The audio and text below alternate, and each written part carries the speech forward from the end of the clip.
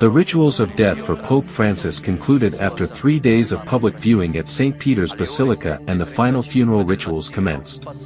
His face was covered, and his casket was formally closed and sealed ahead of his funeral.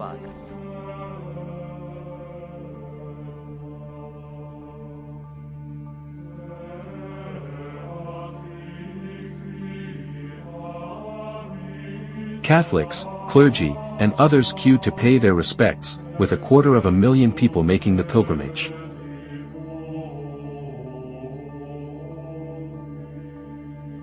Mourners, like Patrika and Aleandro, brought roses to symbolize their love for the Pope.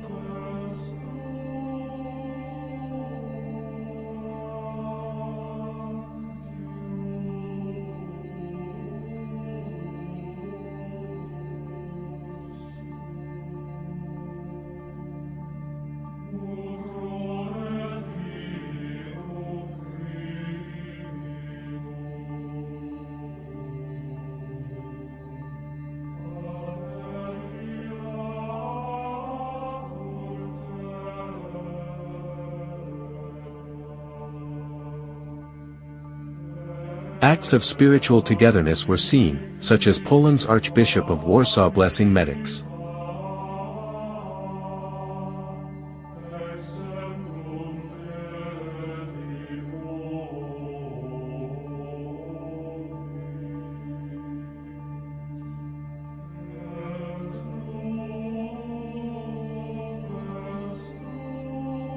Pilgrims faced a cut-off time to enter the basilica for a final goodbye. Some, like a family from Switzerland, gave up due to the crowds, while others, like Anita Gagaro from Ecuador, were determined to get in. The stage is set for a global event, the funeral of Pope Francis.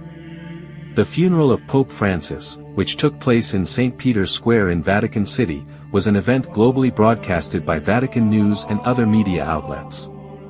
Many world leaders and mourners gathered to pay their respects.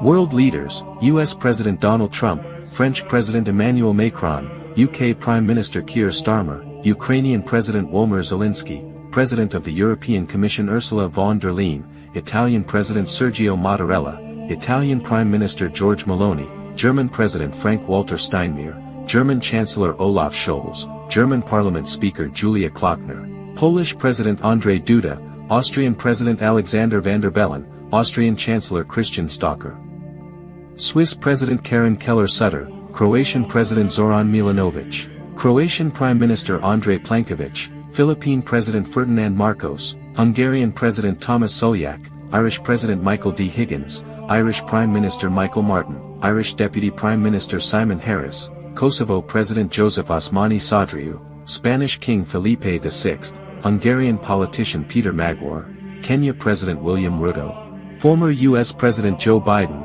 and many other mourners attended the funeral.